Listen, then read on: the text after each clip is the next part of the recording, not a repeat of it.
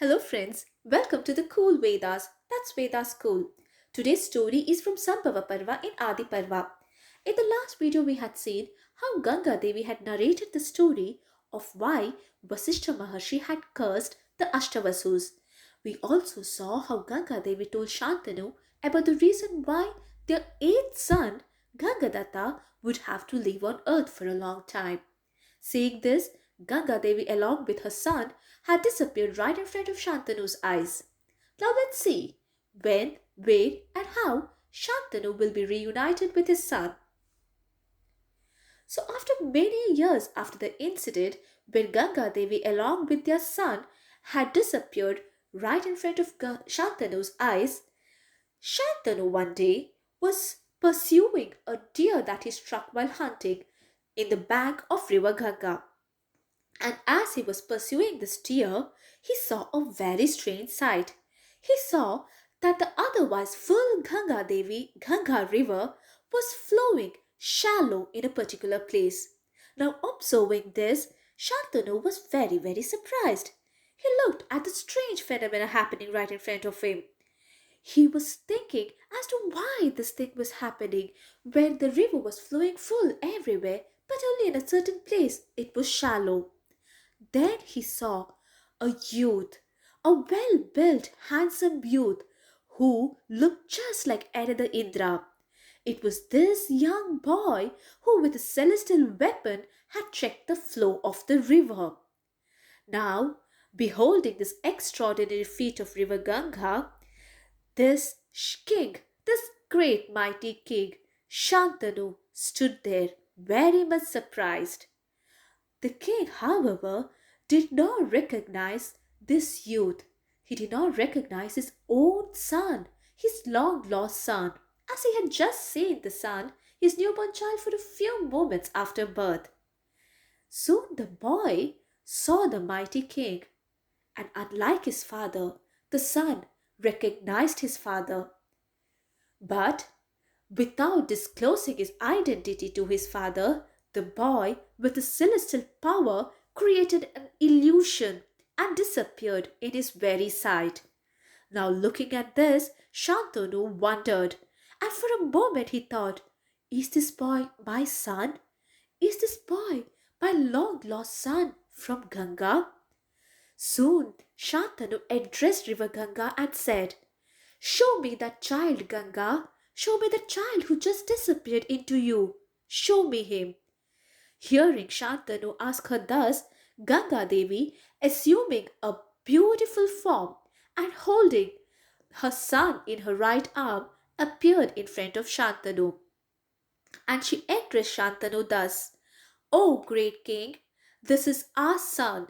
This is our eighth son, Gangadatta. Know that this child is very intelligent. He has studied the entire Vedas with their branches from Vasishta. He is so skilled in all the weapons and he is such a mighty bowman that he is just like an Indra in the battlefield. He has studied all the Shastras from the son of Angiras, that's Brhaspathi, and his guru in weaponry was the most powerful and invincible Rama, Parashurama, the son of Jamadagni. So, king, know that this is your mighty son. You can take him with you, take him to your capital, and blessed you, the father and son, be. Be happy. Saying this, Ganga Devi disappeared right in front of Shantanu, giving him her son. Now, getting his son back, Shantanu was very happy, and he proudly took his son back to his capital. Once he reached the capital, he summoned all the monarchs of Puru's line and introduced them to his son, Devavrata. And he soon installed his son as his heir, as his successor, as his real heir to the throne. And the prince, the young mighty prince Devavrata too, gratified his father by his good behavior, by his might, and by his positive attitude, and by his intelligence. It was not only his father whom he gratified, he made happy all the members of the Paurava race. In fact, all the subjects of the kingdom were happy with the young prince. And seeing all this, the king, the mighty ruler Shantanu, was very pleased and lived happily.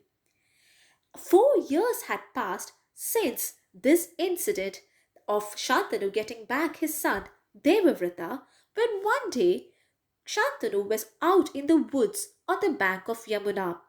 There, in the forest on the banks of Yamuna, Shantanu perceived a sweet scent coming from a distance. The sweet scent was very, very mesmerizing, and Shantanu was attracted to it, and he wanted to know the source of the sweet scent. And following the scent and trying to find from where it came, Shantanu soon reached a beautiful maiden, the daughter of a fisherman. The king, looking at the beautiful maiden, fell in love with her. Then and there, love struck the king. The king, addressing the beautiful maiden in his softest voice, asked, "Who are you and whose daughter? What are you doing here, O beautiful?" To this, the beautiful lady answered, "Blessed be you, O king. I am the daughter of the chief of the fishermen. At the command of my father, I am engaged for the purpose of good karma in drawing passengers across this river in my boat." And Shantanu, hearing this and looking at the beautiful woman, soon wanted to make her his wife. And thinking about it, he went to meet the father of this beautiful lady. And he told the father of this beautiful woman, the chief of the fishermen, his desire to marry his daughter. Now the fisherman had a totally different thought. He said, "O king, as soon as my daughter was born, of course I knew that I had to bestow her upon a very good, mighty husband. But listen to the desire I have cherished all along in my heart, a desire that I always had in the deepest of my heart. Will you give me your word? Will you pledge that you will fulfill my desire? Only then will I give you my daughter in marriage." To this, Shantanu answered, "When I've heard of the pledge you ask, then I'll be able to say if I can grant it or no. If it is capable of me granting your pledge, then I shall do it. Otherwise, how can I give you a promise before hearing what you want?" To this, the fisherman, the loving father of Satyavati, answered, "O king, what I ask you is this. The son born to my daughter Satyavati, he should be the heir to your throne. He should be your rightful successor." Hearing this, Shantanu was struck with wonder. How could he do that? He loved his son. Devavrata was his life, and he had already installed Devavrata as the heir to his throne. He did not want to change it. Now, what would the king do? Can Shantanu make such a promise? Can he marry Satyavati? Let's read along and find out. Please like, share, and subscribe our channel for more Mahabharata stories. Do not forget to press the bell icon. Thank you. Namaste.